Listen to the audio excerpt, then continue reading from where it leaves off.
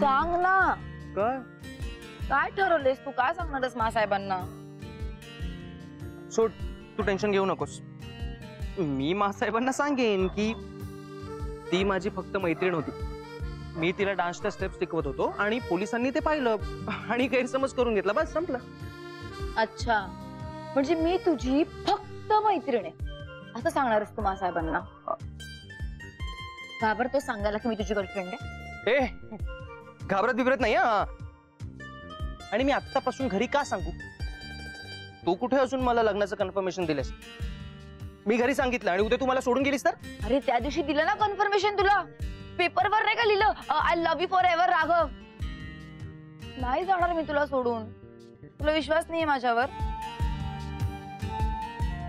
आहे ना.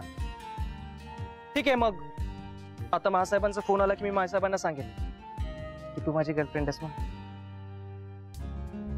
It's okay, इतक्या सांगायची काही गरज नाहीये. मी तुला फक्त टेस्ट करत होते.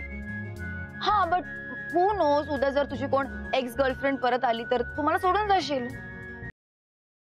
आकांक्षा, येऊ का बाळा? हो, या ना काका.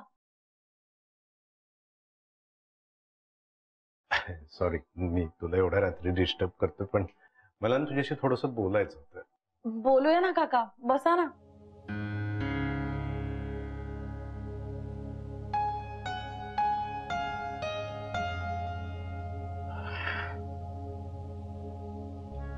आकांक्षा, मी तुला काही गोष्टी स्पष्टपणे विचारल्या तर चालतील?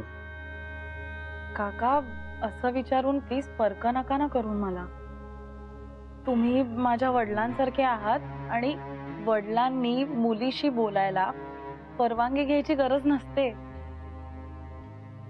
मग वडिलांच्या नात्याने विचारतो, तू दागिन्यांना नकार का दिलास? काका सॉरी, म्हणजे मला माहितीये काकू खूप प्रेमाने दागिने दाखवत होते मला आणि मी अशीच निघून आले. त्यांना वाईट वाटलं असेल ना.